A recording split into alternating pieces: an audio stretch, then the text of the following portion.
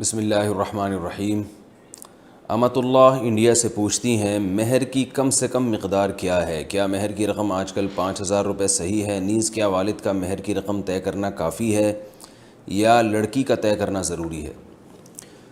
یہ بہت سے ائمہ کرام کے نزدیک مہر کی کوئی مقدار کم سے کم متعین نہیں ہے، جو چاہے رکھ لیں، 5 روپے بھی رکھ سکتے ہیں۔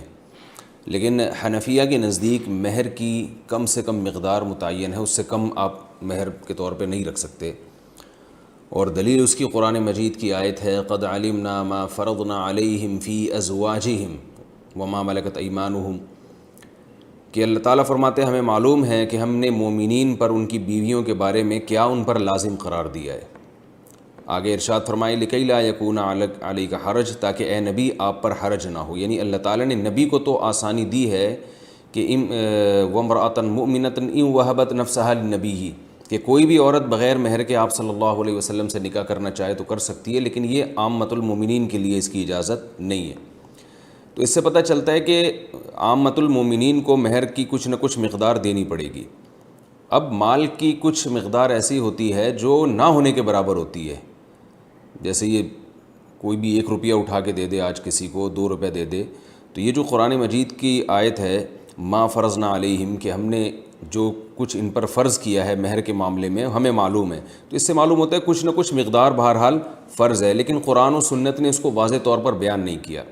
تو ایسی آیات کو مجمل کہا جاتا ہے، اور مجمل کا حکم، یعنی مجمل کا مطلب اس کو اللہ نے یہ تو بیان کر دی کہ کچھ مقدار فرض ہے، اور ظاہر ہے یہ عورت کی عزت کے لیے، تاکہ مرد کی جیب سے کچھ پیسہ نکلے گا تو اسے قدر ہوگی، تو وہ بہت معمولی سی اگر رقم مرد پہ لازم قرار دے دی جائے، جس کو عرف میں رقم ہی نہیں کہا جاتا، جیسے میں نے اس کی مثال دی ہے 5 روپے 2 روپے، کوئی بھی ایک پین اٹھا کے دے دے، تو ظاہر ہے یہ وہ جو شریعت نے جو مہر جس حکمت سے لازم کی ہے وہ حکمت بالکل فوت ہو جاتی ہے۔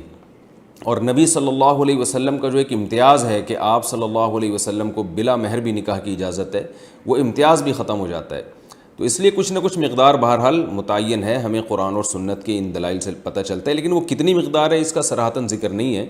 اور ایک اصول ہے کہ یعمل بالدلیل الضعیف عند انعدام ما فوقہ من الدلیل، کہ جب ہمارے پاس کوئی مضبوط دلیل نہ ہو کسی چیز کو متعین کرنے کے لیے، تو پھر ایسی صورت میں کمزور دلیل کا بھی سہارا لیا جا سکتا ہے۔ تو بعض روایات سے پتہ چلتا ہے کہ لا مہر لاقل من 10 دراہم، کہ 10 درہم سے کم میں مہر نہیں ہوتا، اگرچہ اس روایت کی سند پہ کلام ہے، لیکن سوال یہ پیدا ہوتا ہے کہ اگر اس روایت پر آپ عمل نہیں کرتے تو پھر آپ اپنی طرف سے جو متعین کرو گے مہر، وہ تو کچھ بھی نہیں ہوگا، یعنی تو قیاس سے بہرحال بہتر ہے، اور ہوائی باتوں سے بہرحال بہتر ہے کہ کوئی نہ کوئی روایت کا سہارا لیا جائے۔ تو اس لیے 10 درہم کا اس روایت میں تذکرہ ملتا ہے، تو 10 درہم 32 گرام چاندی کے برابر ہے، اور 32 گرام چاندی کے ریٹ پتہ کر لیے گا کہ وہ کتنے ہوتے ہیں، وہ کیونکہ ریٹ چینج ہوتے رہتے ہیں، تو اس سے کم میں مہر جو ہے وہ جائز نہیں ہے۔ باقی عورت کا مہر ہونا کتنا چاہیے؟ تو عورت کا مہر اس کے خاندان کے حساب سے ہونا چاہیے۔ اس میں عورت کا سب سے پہلے خاندان دیکھا جائے گا، اس کی عمر، اس کا حسن و جمال، اس کے اخلاق، یہ ساری چیزیں دیکھ کر جو ہے وہ مہر مثل متعین ہوتا ہے۔ مہر مثل کہتے ہیں کہ کسی بھی خاندان کی خواتین کا عام طور پہ جو مہر ہوا کرتا ہے، تو یہ تو کم سے کم مقدار ہے مہر کی، اس کا یہ مطلب نہیں ہے کہ اتنا مہر ہونا چاہیے، بلکہ مہر تو مہر مثل ہونا چاہیے، جو فقہاء نے بیان کیا ہے کہ ہر عورت کے خاندان کے لحاظ سے اس خاتون کا اپنا، اس کی صفات کے لحاظ سے ہر ایک کا الگ مہر ہوتا ہے۔ آج کل تو مہر بالکل ہی ختم ہو گیا، وجہ اس کی یہی ہے کہ جو میں چیختا رہتا ہوں کہ معاشرے میں عورت کی قدر و قیمت ختم ہو رہی ہے، معاشرے میں ایک بیوی کا رواج ہے، اور آپ نے ایک اصول پڑھا ہوگا سپلائی اور ڈیمانڈ کا، کہ جس چیز کی سپلائی زیادہ ہو، ڈیمانڈ کم، اس کی ویلیو گر جاتی ہے۔ تو خواتین کی جو یعنی آبادی کا ریشو ہے وہ تو بڑھ رہا ہے، مردوں میں موت کا تناسب زیادہ ہے، اور جو فیملی پلاننگ کی وجہ سے جس خاندان کے ہاں 2 بیٹے ہو جاتے ہیں وہ تو نسل روکتے ہیں، اگر بیٹیاں ہوتی ہیں تو بسا اوقات 6 بیٹیوں کے بعد ایک بیٹا ہوتا ہے، تو اس طرح بیٹیوں کا گروتھ ریشو بڑھ رہا ہے، بیٹوں کا جو ہے وہ وہیں آ کے رکا ہوا ہے۔ تو ان تمام مسائل کی وجہ سے، اور ایک بیوی کا رواج ہے، تو خواتین کے لیے رشتوں میں بڑی مشکلات ہیں۔ تو میں تو خود چونکہ نکاح پڑھاتا ہوں، بہت کثرت سے میرے پاس جو ہے وہ نکاح کے لیے درخواستیں آتی ہیں، تو میں دیکھ رہا ہوں کہ اچھے اچھے خاندان کی لڑکیوں کا مہر بہت تھوڑا رکھا جا رہا ہے، اور ظاہر ہے وہ لڑکی والے مجبور ہیں، وہ کہتے ہیں یار اچھا رشتہ ملے اب کیا کرنا ہے ہم نے.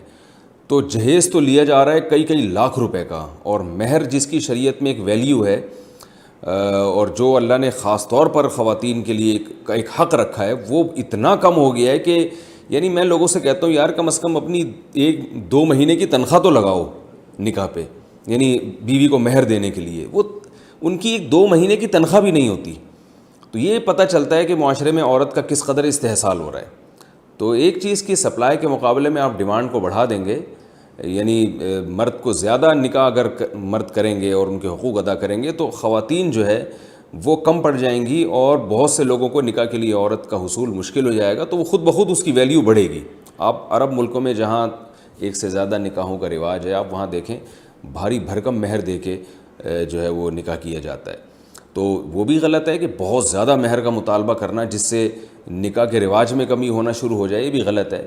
لیکن یہ بھی ٹھیک نہیں ہے جو آج کل معاشرے میں ہو رہا ہے. 5-10 ہزار روپے مہر رکھا جا رہا ہے, اور جو ہے وہ جب کہ مرد کی تنخواہ اچھی خاصی ہوتی ہے.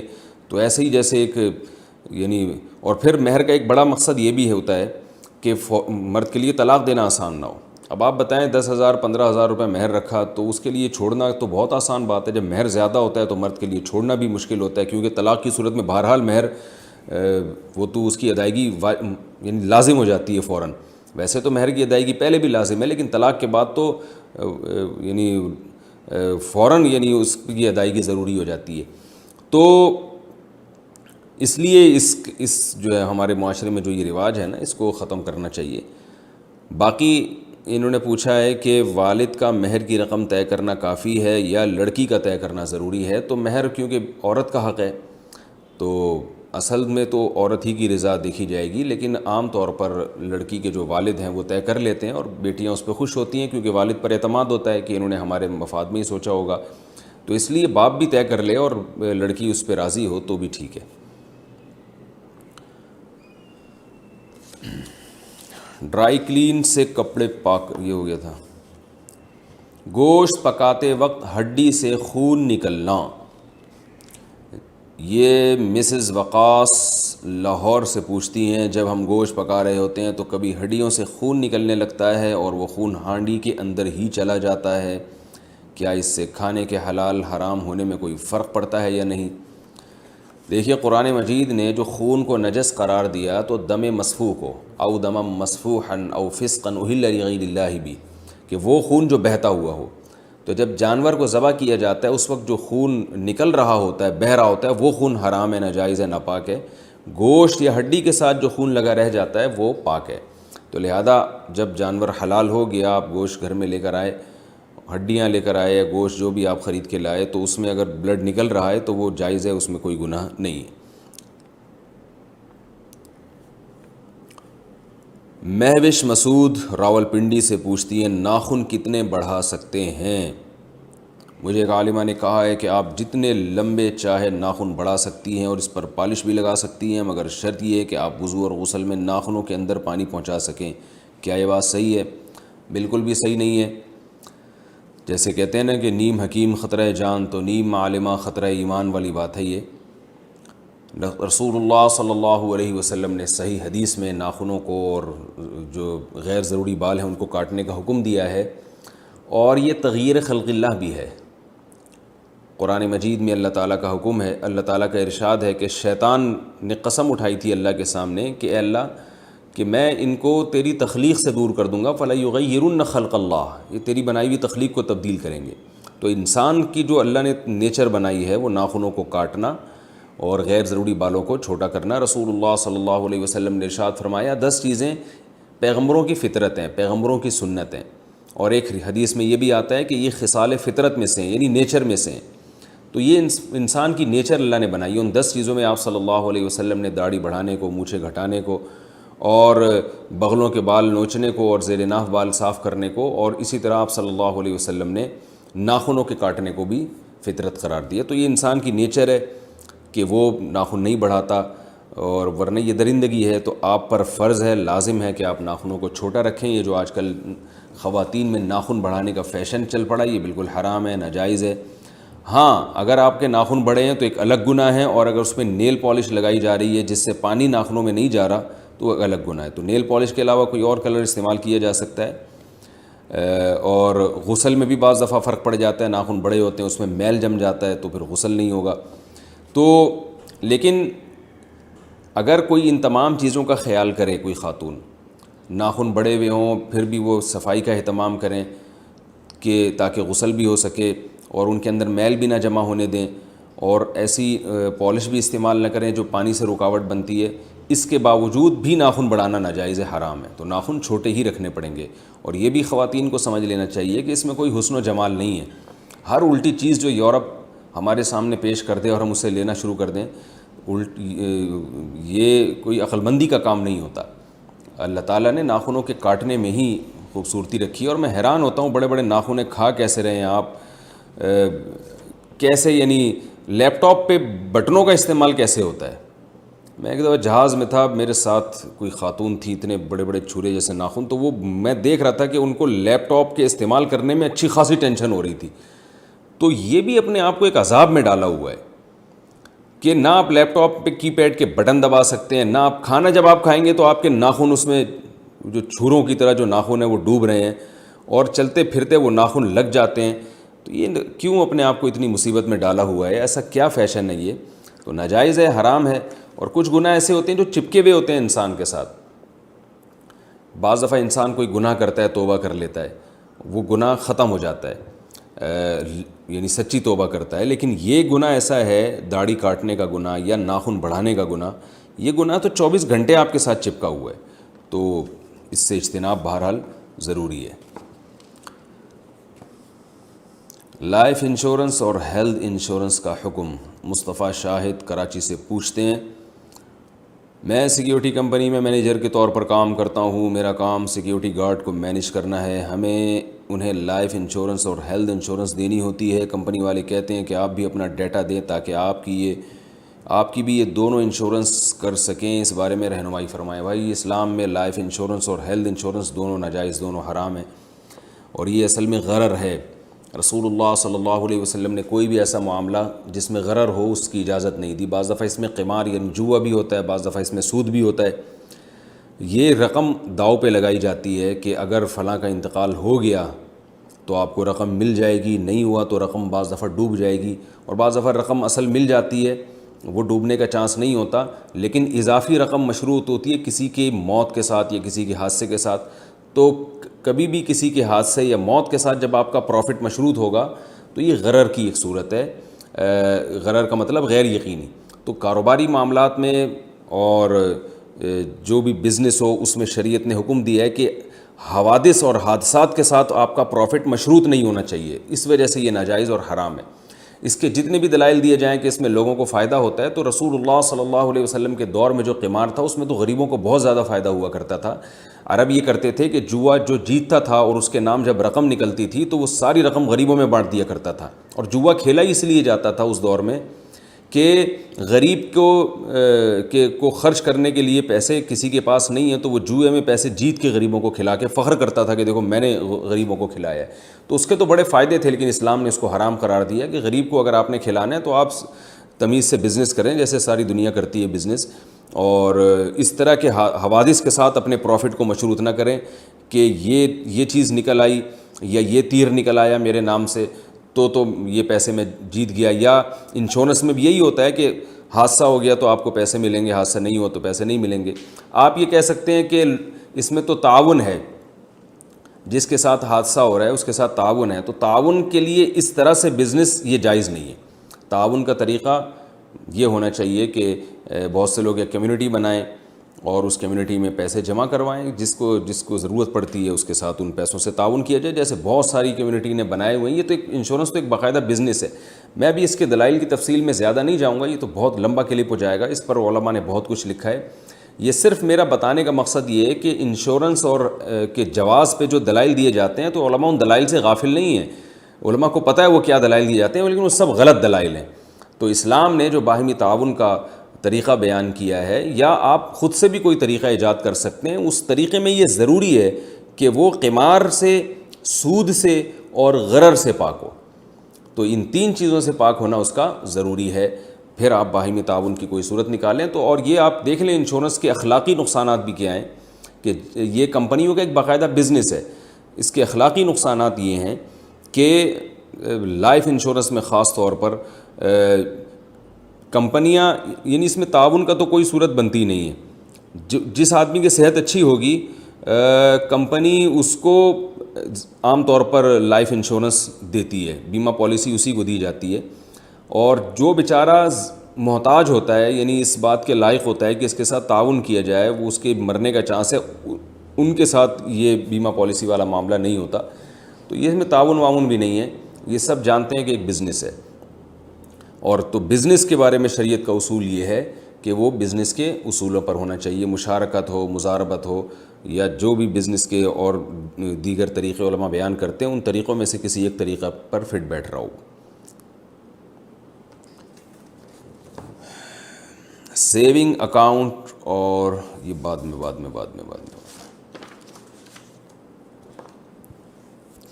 کتا پالنے کا حکم۔ کاشف اتر پردیش سے، یو پی سے پوچھتے ہیں، میرا اخپل وطن بھی یو پی ہے، ویسے تو پاکستان ہے لیکن والدین ہمارے وہیں سے آئے تھے۔ کیا کتا پالنا صغیرہ گناہ ہے یا کبیرہ گناہ؟ کیا کتا پالنے پر آدمی جہنم کا مستحق ہو جاتا ہے؟ رسول اللہ صلی اللہ علیہ وسلم نے ارشاد فرمایا، جس نے کتا پالا روزانہ 1 قیرات اس کا اجر کم ہوتا ہے، یعنی 1 قیرات پہاڑ کے برابر ہوتا ہے، اور بہت تیزی سے اس کی نیکیاں ختم ہو رہی ہوتی ہیں۔ البتہ ضرورت کے لیے نبی صلی اللہ علیہ وسلم نے کتا پالنے کی اجازت دی ہے۔ شکار کے لیے آپ پال سکتے ہیں یا گھر میں حفاظت کے لیے آپ پال سکتے ہیں، بلا وجہ کتا آپ نہیں پال سکتے۔ ایک بڑے عالم کا واقعہ میں اکثر بیان میں سناتا ہوں، وہ کہتے ہیں میں ایئرپورٹ پہ تھا تو کتا تھا، تو میں نے تھوڑا سا اس کو پیچھے کیا تو ایک انگریز نے مجھے طعنہ دیا۔ گورے تو آپ کو پتہ ہے کتے لے کے گھر میں بھی چلے جاتے ہیں، کتے ان کے بستروں پہ ان کے ساتھ سو جاتے ہیں۔ تو کہتے ہیں وہ انگریز نے ان عالم پر اعتراض کیا کہ اتنا پیارا جانور ہے اور آپ اس کو پرے کر رہے ہیں اور نفرت کرتے ہیں۔ تو انہوں نے کہا کہ بھائی ہم کتے سے نفرت نہیں کرتے، نفرت کسی جانور سے نہیں کرتے، لیکن ہم اتنی محبت بھی نہیں کرتے کہ اس کو فیملی ممبر بنا لیں۔ گھروں میں ہمارے بچے ہمارے ساتھ رہتے ہیں، ان کے ہاں تو اولادیں ہی نہیں ہو رہی، نسلیں ہی ختم ہو رہی ہیں، تو وہ پھر کتے اور بلی پال کے دل بہلاتے ہیں۔ تو ٹھیک ہے، کتا بہت پیارا جانور ہے، بڑی محبت کرتا ہے، لیکن پہلے انسان ہے، تو بچوں کو پالیں اپنے گھروں میں، نسل مت روکیں اپنی۔ اور میں نے اب آپ یوٹیوب پہ ویڈیوز دیکھ سکتے ہیں، بندر پالے ہوئے ہیں بہت سے گوروں نے، تو آپ اندازہ لگاؤ کہ کیا ہو گیا ہے کہ بچہ پالتے ہوئے تکلیف ہو رہی ہے اور بندروں کو، بلیوں کو پالا جا رہا ہے۔ ٹینشن تو بلیوں اور بندروں میں بھی ہوتی ہے پالنے میں، تو اور یہ بچہ تو مستقبل میں آپ کے بہت کام آئے گا اور یہ آپ کا والی وارث بنے گا۔ تو انسانوں کو پالنے پر زیادہ فوکس کیا کریں۔ اپنے بچے نہیں ہیں، عیدی سینٹر سے بچے اٹھا کے لے آئیں، غریبوں کے بچے، ان کو پال لیا کریں۔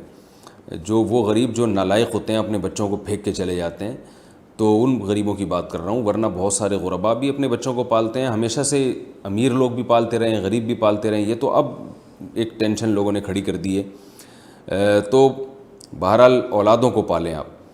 رسول اللہ صلی اللہ علیہ وسلم نے بلا ضرورت کتا پالنے کو ناجائز قرار دی، اور یہ بھی فرمایا کہ اس میں فرشتے نہیں آتے رحمت کے، کتا اور تصویر جس گھر میں ہوگی۔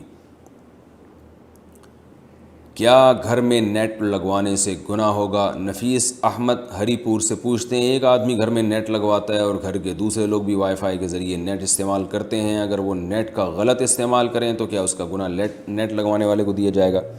بھائی اگر آپ کے گھر میں نیٹ کا صحیح استعمال بھی ہے اور ضرورت ہے تو آپ نیٹ لگوا سکتے ہیں، اگر کوئی غلط استعمال کرتا ہے تو وہ گنہگار ہوگا۔ آپ اعلان کر دیں گھر میں، بلکہ نگرانی کا انتظام کریں تو اور اچھا ہے کہ بھئی یہ میں نے نیٹ جو لگوایا ہے غلط چیز کے لیے نہیں لگوایا، برائی کے لیے نہیں لگوایا، تو انشاءاللہ پھر اگر کوئی نیٹ کا غلط استعمال کرتا بھی ہے تو آپ کو گناہ نہیں ہوگا۔ لیکن اگر نیٹ کی گھر میں ضرورت ہی نہیں ہے، وائی فائی گھر والے استعمال کر رہے ہیں اور کوئی ضرورت نہیں ہے، بعض دفعہ پتہ ہوتا ہے کہ ان کا برائی کے علاوہ اور کسی مفید کام میں استعمال نہیں کریں گے، تو اگر آپ کو یقین ہو کہ یہ جو ہے ہمارے گھر میں کوئی مفید استعمال نہیں ہے اس کا، پھر آپ کے لیے یہ جائز نہیں ہے۔ عام طور پر تو بہت سارے نیٹ کے مفید استعمال بھی ہوتے ہیں، تو وہمی نہ بنے اس میں، لیکن یہ کہ بچے اگر خراب ہو رہے ہیں اور وہ آپ دیکھ رہے ہیں ان کو، یا گھر والے خراب ہو رہے ہیں اور وہ فائدے کے کاموں کے بجائے بری چیزوں میں زیادہ استعمال کر رہے ہیں، تو آپ کو پھر بند کر دینا چاہیے نیٹ۔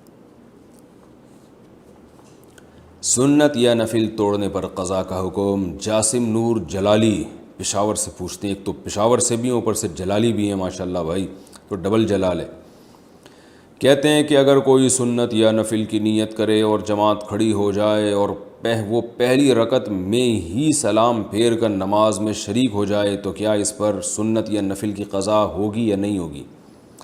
دیکھیے، سنت یا نفل نماز شروع میں تو واجب نہیں ہوتی، لیکن جب آپ شروع کر لیں تو پھر اس کی تکمیل لازم ہے۔ پھر اگر آپ درمیان میں توڑیں گے کسی بھی عذر سے تو بعد میں اس کو پڑھنا پڑے گا۔ یعنی نفل نماز یا کوئی بھی نفل عبادت وہ شروع میں تو لازم نہیں ہوتی، لیکن جب آپ نے شروع کر لی، کوئی بھی عبادت نہیں یعنی نفل نماز جب آپ نے شروع کر لی تو اس کی تکمیل آپ پر واجب ہو جائے گی، کیونکہ یہ بھی ایک قسم کی نظر ہے، منت ہے۔ منت زبان سے بھی ہوتی ہے، عمل سے بھی ہوتی ہے۔ قرآن مجید میں اللہ کا ارشاد ہے وَأَتِمُّ الْحَجَّ وَالْعُمْرَةَ لِلَّهِ، حج اور عمرے کو اللہ کے لیے مکمل کرو۔ تو دیکھیں، حج تو چلیں پہلے سے فرض ہے، لیکن عمرہ تو فرض نہیں ہے، لیکن آپ نہیں کرتے عمرہ کوئی حرج نہیں ہے، لیکن جب آپ نے شروع کر لیا تو اللہ کہتے ہیں پھر اس کی تکمیل تمہیں کرنی پڑے گی۔ اسی طرح قرآن میں دوسری جگہ آتا ہے لَا تُبْطِلُوا أَعْمَالَكُمْ، اے ایمان والو اپنے عمل کو ضائع مت کرو۔ تو عمل آپ نے شروع ہی نہیں کیا تو کوئی بات نہیں ہے، لیکن جب آپ نے شروع کر لیا تو اس کو ضائع کرنے کی اجازت نہیں ہے۔ اسی وجہ سے ہم یہ کہتے ہیں کہ اگر کسی نے نفل روزہ نہیں رکھا تو کوئی گناہ نہیں ہے، لیکن رکھ کے اگر اس نے توڑ دیا تو اب اس کی قضا کرنا واجب ہو جائے گا، اسی دلائل کی وجہ سے کہ قرآن میں اللہ نے عمل کو ضائع کرنے سے منع کیا ہے۔ ایک عمل جب شروع کر لیا تو اس کی تکمیل آپ پر لازم ہے، اگر آپ تکمیل نہیں کریں گے تو دوبارہ سے اس کو کرنا پڑے گا آپ کو۔ کیا والدین کی قبر پر جنازہ پڑھ سکتے ہیں؟ مطیع اللہ ممبئی سے پوچھتے ہیں کسی کے والدین کا انتقال ہو جائے اور وہ جنازے میں نہ پہنچ سکے تو کیا 1-2 دن کے بعد والدین کی قبر پر جا کر نماز جنازہ پڑھ سکتا ہے؟ دیکھیے، رسول اللہ صلی اللہ علیہ وسلم سے جنازے میں تکرار ثابت نہیں ہے، نہ ہی صحابہ کرام سے۔ ایک ہی دفعہ میت کا جنازہ ہوتا تھا، اس کے بعد دوبارہ نہیں ہوتا تھا۔ اسی وجہ سے فقہاء نے بیان کیا کہ میت کی نماز جنازہ میں تکرار جائز نہیں ہے، اس کو دوبارہ پڑھنا جائز نہیں ہے، ایک دفعہ ہوگی۔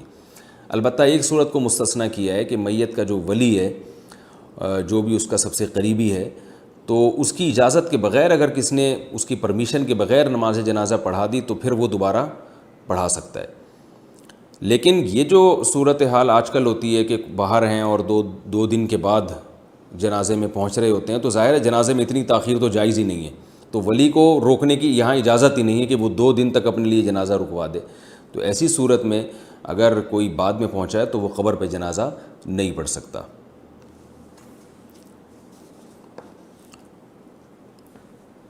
حلال حرام مخلوط مال سے خریدے گئے گھر کا حکم۔ عبداللہ صاحب پوچھتے ہیں، بھائی جگہ کا بھی لکھا کریں، عبداللہ کراچی سے پوچھ رہے ہیں یا مریخ سے پوچھ رہے ہیں، کوئی وجہ یعنی لوکیشن بھی ہونی چاہیے۔ تو انہوں نے پوچھا ہے کہ مخلوط مال یعنی کسی نے حلال و حرام پیسے مکس کر کے اس سے گھر خریدا۔ تقریباً 20 سال پہلے میری امی نے ایک زمین خریدی تھی جس کی قیمت 60,000 روپے تھی، اس میں سے 45,000 حلال کے تھے، باقی سود کے تھے۔ اب اس زمین کی قیمت 16 لاکھ روپے ہے، اگر ہم اس زمین کو بیچ دیں تو ان 16 لاکھ میں کتنے پیسے حلال ہوں گے اور کتنے حرام ہوں گے؟ صرف 15,000 صدقہ کرنے ہوں گے یا اس وقت کے حساب سے صدقہ کرنے ہوں گے؟ دیکھیے، یہ جو آپ نے کہا کہ ان میں 45,000 حلال کے تھے اور 15,000 سود کے تھے، تو پہلے تو اس کو متعین کریں، سود کے ہونے کا مطلب آپ کیا سمجھ رہے ہیں؟ یا تو یہ صورت ہوگی کہ آپ نے بینک سے قرضہ لیا ہوگا، یعنی آپ کی والدہ نے 16,000 روپے قرضہ لے کے 45,000 میں مرج کر کے پلاٹ خریدا۔ تو جب آپ بینک سے قرضہ لیتے ہیں، یہ قرضہ لینے کا عمل تو حرام ہے، کیونکہ سودی قرضہ لینا حرام ہے، گناہ ہے، لیکن وہ رقم حرام نہیں ہوتی، تو اس کو یہ نہیں کہا جائے گا کہ حلال اور حرام رقم ملا کے پلاٹ خریدا ہے یا مکان خریدا ہے، یہ نہیں کہا جائے گا، بلکہ یہی کہا جائے گا حلال پیسوں سے خریدا ہے، لیکن بینک سے جو ایگریمنٹ کیا ہے وہ حرام کیا ہے۔ سود لینا بھی گناہ، سود دینا بھی گناہ، سودی ایگریمنٹ کرنا، سود پہ گواہ بننا، یہ سب حرام ناجائز ہے، تو وہ رقم حرام نہیں ہو جاتی، تو اس پلاٹ کو یا اس گھر کو حرام نہیں کہا جائے گا۔ اور اگر ایسا کیا ہے کہ آپ نے کسی کو یعنی آپ کی والدہ نے بینک میں پیسے رکھوا کے 16,000 روپے سود لیا تھا، یعنی بینک نے سود کی مد میں ان کو جو 16,000 کی رقم دی ہے، تو پھر یہ جو سود کی رقم ہے یہ یقیناً حرام ہے۔ اور یعنی ایک تو ہوتا ہے نا سودی قرضہ لینا، اور ایک ہوتا ہے بینک کو قرضہ دے کے یعنی بینک میں ڈپازٹ کروا کے اس پہ سود لینا، تو یہ جو حرام رقم وہ ہوگی جو بطور سود کے آپ وصول کریں گے. تو اس حرام رقم سے اگر والدہ نے پلاٹ خریدا ہے تو پھر اس میں 45,000 اور 15,000 میں جو ریشو ہے اس ریشو کے حساب سے آپ نے کی والدہ نے جو پلاٹ خریدا وہ اس میں وہ حرام رقم شامل ہو گئی. جب حرام رقم حلال سے ملا کے کوئی چیز خریدی جاتی ہے تو وہ کیونکہ مکس ہو چکی ہے تو اس میں شریعت کا حکم یہ ہے کہ اس پلاٹ کی تو آپ کی والدہ مالک بن گئی اور جتنے پرسنٹ اس میں حرام شامل ہوا ہے اتنے پرسنٹ کی جو قیمت ہے ان کے اوپر صدقہ کرنا واجب ہو گئی. تو اس پلاٹ کی جتنی قیمت بڑھے گی وہ پرسنٹیج اسی حساب سے بڑھ جائے گی, یعنی پرسنٹیج کے حساب سے رقم کی مقدار اسی حساب سے بڑھ جائے گی, پرسنٹیج تو وہی رہے گی. تو آپ کو چاہیے کہ آپ یہ دیکھیں کہ 16,000 میں اور 45,000 میں نسبت کیا ہے, یعنی جو بھی ان دونوں میں فیصدی لحاظ سے پرسنٹیج کے لحاظ سے جو نسبت ہے اس نسبت کو متعین کریں. اور اب والدہ کو آپ یہ کہیں کہ جو 16,000 اور 45,000 میں جو ریشو ہے اس ریشو کے حساب سے وہ رقم اپنے اوپر واجب کر لیں کہ میں نے اتنی رقم صدقہ کرنی ہے, تو یہ پلاٹ کا استعمال ان کے لیے جائز ہو جائے گا. یعنی اگر یہ پلاٹ ڈبل ہو گیا, یعنی یہ اس پلاٹ کی قیمت ڈبل ہو گئی ہے تو 16 دونی 32,000 روپے ان کے اوپر صدقہ کرنا واجب ہوگا. اگر یہ 4 گنا بڑھ گئی ہے تو 32 کا دگنا ہوتا ہے 64,000 روپے, تو 64,000 روپے ان پر صدقہ کرنا واجب ہو جائے گا. اور جب یہ التزام کر لیں اپنے اوپر صدقہ کرنے کا کہ یہ 64,000 میں نے صدقہ کرنے اور تھوڑا تھوڑا صدقہ کرنا اس کو شروع کر دیں, یکمش کر لیں تو اور اچھی بات ہے, تو اس پلاٹ کا یہ اس گھر کا استعمال ان کے لیے جائز ہو جائے گا. اور توبہ استغفار بھی بہرحال لازم ہے کہ ایک ناجائز پیسوں کو استعمال کیوں کیا. آئینے کے سامنے نماز پڑھنا. محمد ساجد صاحب پوچھتے ہیں, انہوں نے بھی لوکیشن نہیں بتائی, شاید مریخ سے سوال بھیجا انہوں نے, اس وجہ سے ایڈریس نہیں بتایا. آئینے کے سامنے نماز ادا کر سکتے ہیں یا نہیں؟ دیکھیے نماز کہیں بھی ادا کی جا سکتی ہے, جگہ پاک ہونا چاہیے, قبلے کی طرف رخ ہونا چاہیے, تو آئینے کے سامنے بھی ہو سکتی ہے. اصل مسئلہ یہ ہے کہ ایسا کام نماز میں کرنا جس سے آپ کی توجہ بٹ رہی ہو. تو آپ اگر آئینے کے سامنے کھڑے ہو کر نماز پڑھیں گے تو آپ کو بالکل اپنی ہی شکل کا ایک اور آدمی سامنے بھی نماز پڑھتا ہوا نظر آئے گا, اور وہ بالکل 100% آپ جیسا ہوگا اور وہ آپ کی توجہ اپنی طرف لے کے جا رہا ہوگا. آپ اللہ کی طرف توجہ دینے کے بجائے اسی آدمی کی طرف زیادہ توجہ دے رہے ہوں گے جو آپ کے سامنے کھڑا ہوا ہوگا.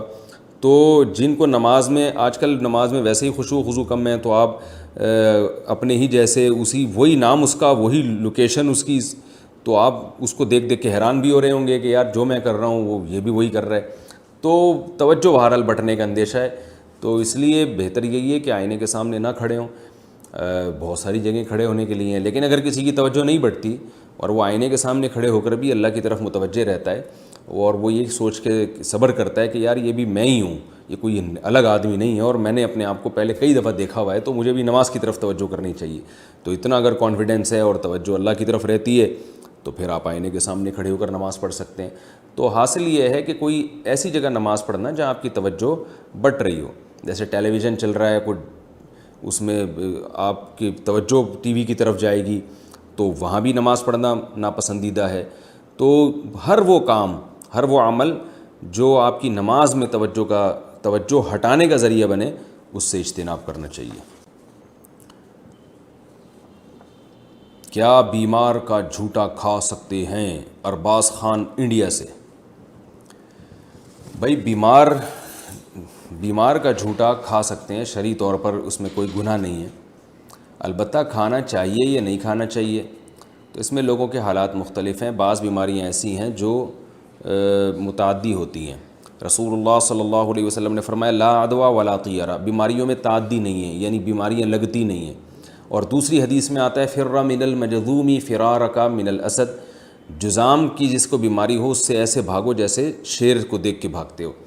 تو ایک حدیث سے میں پتہ چلتا ہے کہ بیماری نہیں لگتی, دوسری حدیث سے آپ نے بیمار سے احتیاط کا حکم دیا. تو علماء نے دونوں حدیثوں کو بیان کیا, جمع کیا کہ بیماری نہیں لگتی کا مطلب یہ نہیں کہ نہیں لگتی, بلکہ یہ کہ جو عرب یہ سمجھا کرتے تھے یا جاہلوں میں یہ مشہور ہے کہ بیمار کے ساتھ جب بھی بیٹھیں گے تو لازمی لگے گی, ایسا نہیں ہے, بلکہ یہ اللہ کے ارادے اور مشیت پر ہے. اور ہم دیکھتے بھی ہیں کہ جو بیماریاں پھیلتی ہیں ان میں بھی بہت سے لوگ جو بیمار کے ساتھ رہتے ہیں وہ بیمار نہیں ہوتے، اور بہت سے جو بہت دور ہوتے ہیں وہ بیمار ہو جاتے ہیں، تو اس میں اللہ کی مشیت کا زیادہ دخل ہے۔ تو اس میں اعتدال والی رائے اختیار کرنی چاہیے۔ بہت زیادہ وہمی بن جانا، یعنی حدیث کا حاصل میں بیان کر رہا ہوں کہ علماء نے دونوں حدیثوں کو جمع کر کے بیان کیا کہ بہت زیادہ وہمی بن جانا بھی ٹھیک نہیں ہے، اور بالکل بے احتیاط ہو جانا بھی ٹھیک نہیں ہے۔ تو اور بیمار کو بھی تھوڑا سا اس میں احتیاط کرنی چاہیے، جیسے کہ رسول اللہ صلی اللہ علیہ وسلم نے ارشاد فرمایا کہ جس علاقے میں طاعون پھیل جائے وہاں مت جاؤ، تو آپ نے احتیاط کا حکم دیا، لیکن وہاں سے بھاگنے کی بھی اجازت نہیں دی آپ نے، جو پہلے سے وہاں موجود ہے وہ بھاگے نہیں وہاں سے۔ تو اعتدال والی راہ اور اللہ پہ توکل والی راہ یہی ہے کہ آپ اس میں اعتدال کی راہ اختیار کریں۔ اور بیمار کے جھوٹے سے اگر بیماری لگنے کا اندیشہ ہے تو جھوٹا پینے کی ضرورت کیا ہے؟ تو یعنی بیمار کے ساتھ ہمیں یہ جو طاعون والی حدیث ہے نا، جس میں آتا ہے کہ اس علاقے میں بھی نہ جاؤ، تو لیکن وہاں ہو تو بھاگو بھی نہیں، تو بیمار کے جو اعزاء و اقارب ہیں جو اس کی تیمارداری کے لیے وہاں رہتے ہیں وہ تو رہیں، وہ بھاگے نہیں وہاں سے۔ بلا وجہ جا کے ایسے مریض سے آپ گلے مل رہے ہو اور اس کا جھوٹا پی رہے ہو، یہ نہیں کرنا چاہیے، کیونکہ اس کی ضرورت نہیں ہے۔ تو اپنے آپ کو آزمائش میں ڈالیں بھی نہیں، اور بیمار کو بھی آزمائش میں نہ ڈالیں کہ اس کو چھوڑ کے بھاگ جائیں کہ بھئی یہ ایسا نہ ہو اس کا کوئی جرثومہ مجھے آ کے لگ جائے۔ تو اعتدال کی راہ جو احادیث سے پتہ چلتی ہے وہ یہی ہے کہ جو اس کے قریبی رشتہ دار ہیں بیمار کے، وہ اس کی تیمارداری کریں احتیاط کے ساتھ، اسے چھوڑ کے نہ بھاگیں، لیکن دور دور کے لوگ آ کے بلا وجہ اس کا جھوٹا پینے اور اس کو گلے لگنے کی بھی کوشش نہ کریں۔ اور یہ بھی خوب اچھی طرح سمجھ لیں، جو لگنے والی بیماریاں ہیں، تو چونکہ تھوڑا بہت ہمارا بھی ڈاکٹروں کے ساتھ اٹھنا بیٹھنا ہے، تو جو لگنے والی بیماریاں ہیں نا، ان میں ہر بیماری کے لگنے کا الگ ہی انداز ہوتا ہے۔ بعض بیماریاں بلڈ کے ذریعے لگتی ہیں، اس میں آپ مریض کا جتنا مرضی جھوٹا پئیں آپ کو کوئی نقصان نہیں ہوگا۔ جیسے ہیپاٹائٹس ہے، اس میں مریض کا آپ جھوٹا پئیں، مریض سے گلے لگیں تو مصافحہ کریں، معانقہ کریں، ہیپاٹائٹس نہیں لگے گا۔ لیکن مریض کا بلڈ اگر آپ کے بلڈ سے ٹچ ہو گیا، آپ جیسے وہ استعمال شدہ بلیڈ کے ذریعے لگ جاتی ہے بیماری، کیونکہ بلیڈ میں بھی بلڈ جب یہ جو ہیئر ڈریسر ہیں یہ ایک بلیڈ استعمال کرتے ہیں، وہی بلیڈ جب دوسرے مریض پر دوسرے شخص پہ استعمال کریں گے تو اس بلیڈ میں ظاہر ہے کچھ نہ کچھ جرمز چلے جاتے ہیں بلڈ کے ذریعے۔ تو بعض بیماریاں بلڈ کے ذریعے لگتی ہیں، وہ تھوک کے ذریعے نہیں لگتی، بعض بیماریاں تھوک کے ذریعے لگتی ہیں۔ تو اس میں ایسا نہ ہو کہ آپ اتنے وہمی بن جائیں کہ کوئی بھی مریض ہے، اچھا ہر بیماری لگتی بھی نہیں ہے، تو کوئی بھی مریض ہے آپ نے اس سے احتیاط کرنا شروع کر دی، تو ایسا نہیں ہے۔ یہ تحقیق کر لینی چاہیے ڈاکٹر سے کہ بھئی ہمارے پیشنٹ کو یہ بیماری ہے، تو ڈاکٹر صاحب آپ یہ بتا دیں اس بیماری کے لگنے کا اسٹائل کیا ہے، کس طرح سے لگتی ہے یہ، تو ڈاکٹر آپ کو بتا دیں گے بھئی یہ بلڈ کے ذریعے لگتی ہے، تو پھر خام خواہ میں آپ گھر چھوڑ کے بھاگ رہے ہیں اس کو دیکھ کے، تو یہ غلط ہے۔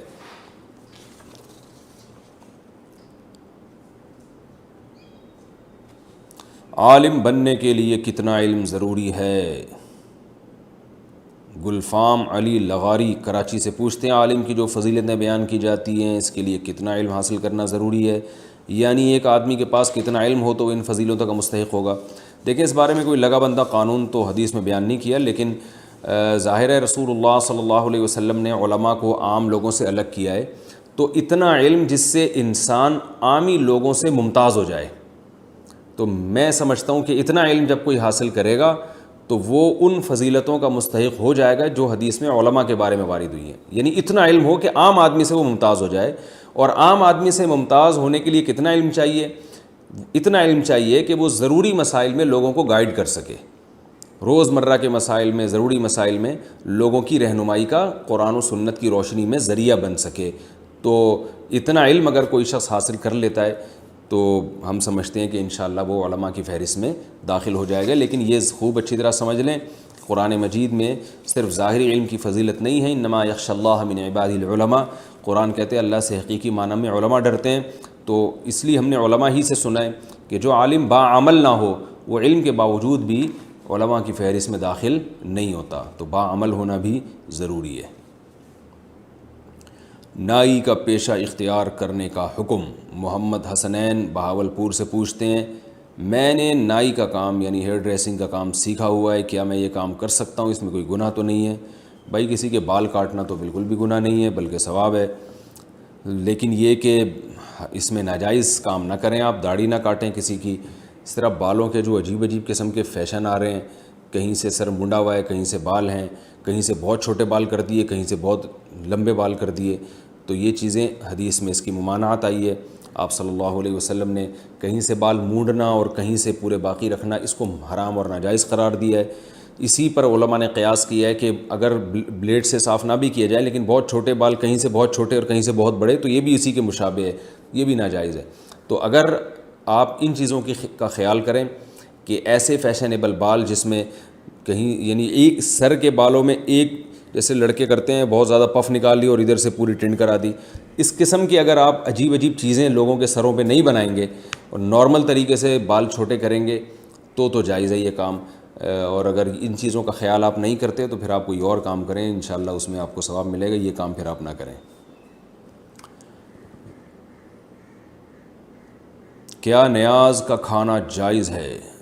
محرم یا محرم کے علاوہ ہمارے سنی بھائی جو نیاز کرتے ہیں اس کا کیا حکم ہے؟ کیا نیاز کا کھانا جائز ہے یا نہیں؟ پرویز علی نواب شاہ سے پوچھتے ہیں۔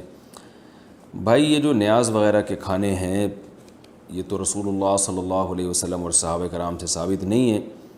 قرآن مجید نے جو ہمیں حکم دیا ہے وَيُطْعِمُونَ الطَّعَامَ عَلَىٰ حُبِّهِ مِسْكِينًا وَيَتِيمًا وَأَسِيرًا، سورہ دہر میں کہ ہمارے جو نیک بنتے ہیں، نیک بندے وہ مسکینوں کو، غریبوں کو اور قیدیوں کو ہماری محبت میں کھانا کھلاتے ہیں۔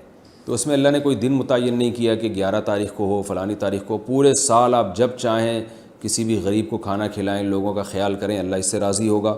وہ یہی صدقہ ہے جو اسلام میں ہے۔ اس کے علاوہ کوئی اور ٹیکنیکل قسم کے جو کھانے ہیں، ٹھیک ہے بعض لوگوں کے پاس اس کے دلائل ہوں گے لیکن ہمارے علم میں وہ دلائل ہمیں سمجھ میں نہیں آتے، علماء کی ایک بہت بڑی جماعت کو وہ دلائل سمجھ میں نہیں آتے۔ رسول اللہ صلی اللہ علیہ وسلم نے ارشاد فرمایا من احدث فی امرنا ھذا ما لیس منہ فہو رد، ہمارے دین میں کوئی ایسی چیز ایجاد کرے جو ہمارے دین میں سے نہیں تھی تو وہ رد ہے، وہ مردود ہے۔ ایک روایت میں مردود کا لفظ بھی آیا، اس کو چھوڑ دو۔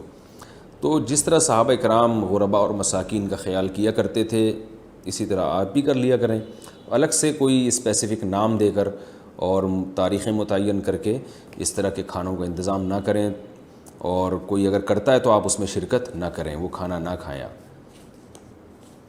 موبائل فون پر تلاوت کا حکم۔ اویس صاحب ممبئی سے پوچھتے ہیں کیا موبائل فون میں تلاوت کے لیے وضو کرنا ضروری ہے؟ کیا بغیر وضو کے موبائل فون پر تلاوت کر سکتے ہیں اور قرآن کو چھو سکتے ہیں یا نہیں؟ جی ہاں، موبائل فون پر قرآن کو چھو بھی سکتے ہیں، بغیر وضو کے تلاوت بھی کر سکتے ہیں۔ البتہ بعض علماء کی رائے یہ ہے کہ موبائل کے ڈسپلے پر جب قرآن ہوگا تو اس کو بغیر وضو نہیں چھو سکتے، اس پیج کو خاص طور پر۔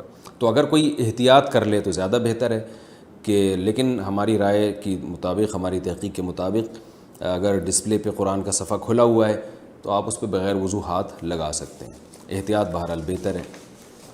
ویسے بھی اس کو ڈسپلے پہ ہاتھ لگانے کی ضرورت پڑتی نہیں ہے، آپ موبائل کی اسکرین پہ قرآن کھول کے موبائل ہاتھ میں پکڑ کے اسکرین پہ ہاتھ ٹچ کیے بغیر بھی آپ اس کی تلاوت کر سکتے ہیں، لیکن بہرحال کوئی ٹچ کرنا چاہے ہاتھ تو ہماری رائے میں اس کے لیے گنجائش ہے۔ کیا نکاح اور ولیمہ، کیا ایک ہی دن میں نکاح اور ولیمہ ہو سکتے ہیں؟ حافظ عبد الرحمن انڈیا سے پوچھتے ہیں۔ بھائی ایک ہی دن میں نکاح اور ولیمہ ہو سکتا ہے لیکن ولیمہ سنت ہے رخصتی کے بعد۔ دلہن کو پہلے پارسل کر لیں، اپنے گھر لے جائیں، دلہن شوہر کے گھر آ جائے، شوہر کے کمرے میں آ جائے، اس کے بعد آپ پتلی گلی سے باہر بے شک نکل جائیں اور ولیمہ کر لیں۔ دلہن کے میاں صاحب کے گھر آئے بغیر، ان کے کمرے میں انٹری کے بغیر ولیمہ کرنا یہ سنت سے ثابت نہیں ہے، اس کو ولیمہ نہیں کہیں گے۔ تو اس لیے رخصتی کے بعد ہوتا ہے ولیمہ، رخصتی سے پہلے ولیمہ نہیں ہوتا۔ تو جس دن نکاح ہوا اسی ٹائم رخصتی ہو جائے تو اسی وقت نکاح کر لیں، اگلے دن ولیمہ کر لیں، اگلے دن رخصتی ہو رہی ہے تو اگلے دن ولیمہ کر لیں۔ اللہ اور اس کے رسول کے حوالے کہنے کا حکم۔ کیا کسی کو رخصت کرتے ہوئے یہ کہنا صحیح ہے اللہ اس کے رسول کے حوالے، یعنی میں تمہیں اللہ اس کے رسول کے حوالے کر رہا ہوں؟ یہ فیصل شہزاد صاحب اٹک سے پوچھتے ہیں۔ بھائی ایسا کہنا ٹھیک نہیں ہے، اللہ کے حوالے کیا جائے گا، رسول صلی اللہ علیہ وسلم کے حوالے یہ کہنا کہ میں تمہیں رسول کے حوالے کر رہا ہوں، اس میں شرک کی بو ہے۔ یعنی گویا آپ کا یہ نظریہ ہے کہ رسول اللہ صلی اللہ علیہ وسلم اپنی قبر اطہر میں بیٹھ کر، یعنی اپنی قبر اطہر میں ہو کر آپ صلی اللہ علیہ وسلم تمہاری گویا حفاظت کریں گے، تو یہ غلط ہے ایسا نظریہ رکھنا۔ اس لیے صرف یہ کہا کریں کہ میں تمہیں اللہ کے حوالے کر رہا ہوں۔ اور ویسے بھی آپ دیکھیں ہمیشہ سے مسلمانوں میں رہا ہے فی امان اللہ کہتے ہیں نا جاتے ہیں، فی امان اللہ، تمہیں اللہ کی امان میں دے رہا ہوں میں، تو فی امان اللہ ہی و رسول ہی کہنے کا تو ہم نے کہیں اس کا رواج نہیں ملتا۔ قبر کے کتبے پر کلمہ لکھنا، الیاس صاحب گوجرانوالے سے پوچھتے ہیں کیا قبر کے اوپر سلیب پر کلمہ لکھنا جائز ہے یا نہیں؟ جائز نہیں ہے۔ نہا رسول اللہ صلی اللہ علیہ وسلم نے کتابت القبور، آپ صلی اللہ علیہ وسلم نے قبروں پر لکھنے سے منع کیا ہے، کچھ بھی لکھنے سے منع کیا ہے۔ اور حضرت عثمان بن مظعون رضی اللہ عنہ والی روایت سے ہمیں پتہ چلتا ہے کہ نام لکھنے کی گنجائش ہے، وہ بھی افضل نہیں ہے لیکن گنجائش ہے، اگر کوئی صرف میت کا نام لکھنا چاہے، نہ لکھے تو وہ بھی بہتر ہے۔ تو کلمہ لکھنا تو اس لیے بھی ناجائز ہے کہ کچھ نام کے علاوہ یعنی نشانی کے علاوہ کچھ لکھنا تو نبی نے صراحتاً منع کیا، اور کلمہ اس لیے بھی کہ اس کی بے ادبی ہوتی ہے۔ قبرستان میں آپ نے دیکھا ہوگا کتے بھی گزر رہے ہیں اور لوگ بھی بعض دفعہ قبریں پھلانگ کے جا رہے ہیں، تو یقیناً اس میں کلمے کی بے حرمتی بھی ہے، اس لیے بھی جائز نہیں ہے۔ گانے بجانے والی شادی میں کھانا کھانا، علی شاہ کراچی سے پوچھتے ہیں جس شادی بیاہ میں گانے چلائے جاتے ہوں کیا وہاں کھانا کھانا جائز ہے؟ جبکہ آج کل ہر شادی بیاہ کا یہی حال ہے۔ ایسی مجلس جو گناہ کی محفل ہو اس میں بیٹھنا جائز نہیں ہے۔ اگر آپ بارات شادی میں گئے، بارات کا تو کھانا ویسے بھی ٹھیک نہیں ہے، اگر آپ کہیں ولیمے میں گئے اور گانے بجانے چل رہے ہیں اسی محفل میں، تو آپ کو چاہیے پتلی گلی سے آپ نکل لیں، کھانا اپنے پیسوں سے کھا لیں۔ بارات کے کھانے کا حکم، میں نے سنا ہے کہ لڑکی کی شادی میں کھانا کھانا اور کھانا کھلانا دونوں حرام ہیں، کیا یہ بات درست ہے؟ حرام کا لفظ تو ذرا گاڑا لفظ استعمال کر لیا آپ نے۔ یہ ضرور ہے کہ بارات کی جو رسم ہے غیر شرعی ہے، اس پر میرا ایک پورا بیان ہے، آپ یوٹیوب پہ سرچ کر سکتے ہیں، بارات کا کھانا مفتی طارق مسعود، ایسے لکھ کے سرچ کریں گے پورا ایک تفصیلی بیان آئے گا کہ بارات کا کھانا کیوں غلط ہے اور کن صورتوں میں اس کی گنجائش ہے۔ بعض دفعہ لڑکی والے بارات نہیں کھلاتے تو رشتہ ہی ٹوٹنے کا خطرہ ہوتا ہے کہ لڑکے والے رشتہ توڑ دیتے ہیں، تو جب رشوت مجبوری میں اپنے حق کے وصولی کے لیے دینا جائز ہے تو ایسی مجبوری میں بارات کا کھانا کھلانا بھی جائز ہوگا، یہ سوچ کے کہ یہ ایک رشوت ہے جو ان کمبختوں کو، جو لڑکے والے ہیں نا کمبخت بھوکے جن کو زندگی میں کبھی کھانے کو نہیں ملا، ان کمبختوں کو خوش کرنے کے لیے آپ بارات کا کھانا کھلا رہے ہیں تاکہ یہ کمبخت رشتہ نہ توڑیں۔ لیکن یاد رکھو بارات کا کھانا یہ غیر شرعی رسم ہے۔ اسلام نے ہمیں بتا دیا ہے کہ نکاح کے موقع پر خرچہ صرف اور صرف مرد کا ہوگا، کہیں بھی عورت کا خرچہ نہیں ہوگا کسی بھی عنوان سے۔ نکاح میں مہر ہے وہ مرد کے ذمہ لازم ہے، نان نفقہ ہے وہ مرد کے ذمہ لازم ہے، نکاح کے موقع پر چھوارے تقسیم کرنا یہ افضل ہے، یہ مرد کے ذمہ ہے، اور اسی طرح نکاح کے بعد جو ہے وہ ولیمے کی سنت ہے وہ مرد کے ذمہ ہے۔ تو جتنے بھی نکاح کے موقع پہ خرچے شریعت نے ڈالیں مرد پہ ڈالیں، لڑکی یا لڑکی کے باپ پہ کوئی خرچہ نہیں۔ آج بھی آپ دیکھ لیں عرب کے تیل کے کنویں ہوتے ہیں، بڑے بڑے کروڑ پتی ہوتے ہیں، مگر بیٹی کی شادی پہ ایک چائے کی پیالی کا بھی خرچہ نہیں ہوتا۔ تو یہ ہمارے معاشرے میں جو ہندو لوگ ہیں ان سے ہمارے معاشرے میں آئی ہے بات۔ ہندو بھی بیان سنتے ہیں تو بھائی آپ کو معذرت، ایسی باتیں میں کر رہا ہوں، لیکن بہرحال کیونکہ ہندوؤں کا ایک کلچر رہا ہے تو ہم بہت عرصہ ہندوؤں کے ساتھ رہے ہیں تو کچھ چیزیں ہمارے اندر ہندوؤں میں آئی، ہندوؤں سے ٹرانسفر ہوئی ہیں مسلمانوں میں۔ تو یہ بارات کا کھانا اور یہ جہیز وہیز بھی وہیں سے آیا ہے، ورنہ اسلام میں نہ جہیز ہے نہ بارات ہے، اور ہمیں صحابہ اور آج بھی عرب میں بھی نہیں ملتا جہیز ہمیں، اور نہ بارات ملتی ہے۔ تو ہندوؤں میں یہ جہیز ہے اور بارات ہے، وہ ان کی پاس کوئی لاجک ہوگی اس کی، لیکن وہ اپنے مذہب پہ عمل کریں یا اپنی رسومات پہ عمل کریں۔ اب تو ان میں بھی بہت سے لوگ اس کے مخالفین پیدا ہو گئے ہیں جو جہیز کی مخالفت کر رہے ہیں۔ تو اسلام میں کوئی بھی خرچہ عورت پر نہیں ہے کہ وہ لڑکی ہے اس کے باپ پر نہیں ہے، تو سارے خرچے مرد کے ذمہ اللہ نے لگائے ہیں۔ تو یہ جو بارات کی رسم ہے یہ بھی غیر شرعی ہے۔ لوگ کہتے ہیں اتنے بارات آئے گی تو اس کو کھانا کھلائے بغیر بھیج دیں، وہ تو بھوکے چلے جائیں گے۔ تو بات یہ کہ اتنی بارات آئے گی کیوں، یعنی بلائیں گے کیوں آپ اتنے لوگوں کو؟ نکاح مجمع میں کرنا سنت ہے، نکاح کے لیے مجمع اکٹھا کرنے کی ہمیں نہیں ملتا کہ مجمع اکٹھا کرنے کی ضرورت ہی نہیں ہے۔ مجمع پہلے سے ہو اس میں نکاح کر دیں، جیسے جمعے کی نماز میں مجمع ہوتا ہے وہاں نکاح کر دیں، تو یا ویسی عام نمازوں میں لوگوں کا مجمع ہوتا ہے تو مسجد میں وہاں نکاح کر لیں آپ۔ تو جو لڑکی کے قریبی رشتہ دار ہیں، جو ابا چاچا ماموں وغیرہ جو بہت ہی قریبی ہیں یا اس کی بہنیں وغیرہ، وہ آ جائیں اس میں شرکت کریں اور کھجور کھا کے چھوارے کھا کے پتلی گلی سے نکل جائیں۔ وہ وہاں دھرنا مار کے بیٹھنے کی ضرورت نہیں ہے۔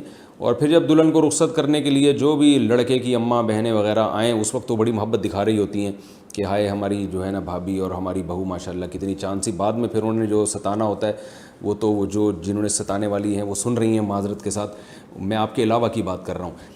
تو اس وقت تو بڑی محبتوں سے وہ آ رہی ہوتی ہیں، تو وہ جب محبت سے آئیں رخصتی کے لیے تو 5-6 افراد آ جائیں لڑکے کے گھر سے، تو اگر کھانے کا ٹائم ہو تو ان کو کھانا کھلا دیں، چائے کا ٹائم ہو تو چائے پلا دیں، پان گٹکے کا ٹائم ہو تو پان گٹکے پہ گزارا کریں، اور ان سے کہیں کہ اب پتلی گلی سے نکل جاؤ۔ تو یہ جو W11 بھر بھر کے باراتوں کی جا رہی ہے نا، یہ خود غیر شرعی رسم ہے۔ تو دلہن کو اٹھانے کے لیے اتنی 4-4 5-5 بسوں کے آنے کی ضرورت نہیں ہے۔ ہاں پھر جتنے بھی لڑکی والے ہیں وہ کہہ دیں کہ بھئی اپنے تمام رشتہ داروں کو کہ بھئی آج تو کھانا نہیں ہے، ہم تو 4-5 گھر افراد جا رہے ہیں دلہن کو اٹھانے کے لیے، یعنی اٹھانے کا مطلب یہ ہے کہ دلہن کو جو ہے لانے کے لیے، تو کھانا جو ہے وہ کل دولہا کے گھر پر ہوگا انشاءاللہ۔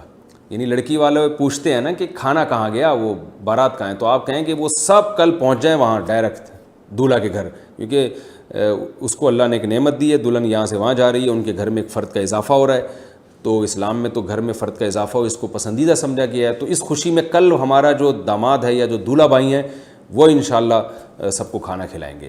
تو جو بھی پوچھے نا کہ کھانا کھائیں تو بولے کل پہنچ جاؤ، ان کو ایڈریس دے دیں اور پورا گوگل میپ پہ ان کو ایڈریس سمجھا دیں اچھی طریقے سے۔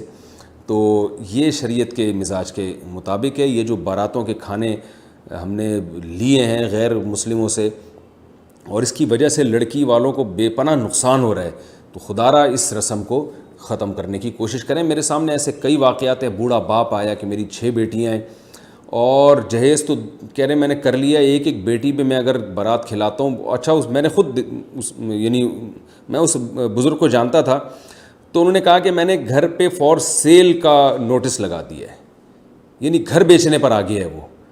تو کیا ضلالت ہے، کیا گمراہی ہے یہ کہ لوگ اپنی پراپرٹیاں بیچ بیچ کے بیٹیوں کی شادیاں کر رہے ہیں۔ ہم نبی صلی اللہ علیہ وسلم کی سیرت دیکھتے ہیں تو ایک دھیلا بھی خرچ نہیں ہوتا تھا۔ یہ جو حضرت فاطمہ کا جہیز تھا یہ حضرت علی سے پیسے لیے گئے تھے، اور کچھ چیزیں آپ صلی اللہ علیہ وسلم نے ان کو بنا کے دے دیں۔ اور اگر کسی کا داماد مسکین ہو، غریب ہو، حضرت علی رضی اللہ تعالیٰ عنہ کے پاس تو پیسے ہی نہیں تھے، تو اگر بالفرض نبی صلی اللہ علیہ وسلم نے، ہم یہ فرض کر لیتے ہیں کہ اپنی بیٹی کو جہیز دیا ہے، تو آپ کا داماد اگر اتنا مسکین ہے کہ وہ گھر میں ایک برتن بھی نہیں خرید سکتا، تو ٹھیک ہے آپ پھر ایسے داماد کے ساتھ تعاون کریں۔ آج تو ایسے غریب کو بیٹی دی نہیں جاتی ہے۔ میں یہ کہہ رہا ہوں کہ اگر کوئی داماد بہت غریب ہے نا، تو پھر آپ داماد کے ساتھ تعاون کی نیت سے بچی کو جہیز دے دیں آپ، لیکن غریب ہے تو پھر اس کو بیٹی کون دے گا، جہیز تو بات کی چیز ہے۔ تو پیسے والا داماد ہے اور وہ خرید سکتا ہے ساری چیزیں، تو پھر آپ بولیں کہ بھائی تم خریدو یہ سب جہیز اور یہ سارے کھانے پلانے کا انتظام تم کرو۔ ہم دیکھتے ہیں نبی صلی اللہ علیہ وسلم نے اپنی 4 بیٹیوں کی شادی کی ہے، 3 میں تو کہیں بھی نہیں ہے جہیز کا۔ حضرت فاطمہ رضی اللہ تعالیٰ عنہ کے ساتھ جو تعاون تھا، تو بہت سے علماء کہتے ہیں وہ حضرت علی ہی سے ایڈوانس میں پیسے لیے گئے تھے، اور اگر نبی نے خود دیا تھا تو وہ حضرت علی کی غربت اور مسکنت کی وجہ سے، کہ بیٹی جا رہی ہے حضرت علی رضی اللہ تعالیٰ عنہ کے گھر میں اور حضرت علی کے پاس برتن بھی نہیں تھے، غربت تھی، قربانی تھی، ہجرت کر کے آئے تھے۔ تو ایسا اگر نیک شریف داماد کسی کو مل رہا ہو، اتنا ہجرت کرنے والا اور قربانی دینے والا، جس کی وجہ سے اس کے پاس پیسے نہ ہوں، تو پھر اگر آپ اپنی بیٹی کے ساتھ تعاون کریں تو بڑی اچھی بات ہے۔ لیکن میں نے وہی بتایا کہ ایسے لوگوں کو آج کل رشتہ دیتا کون ہے۔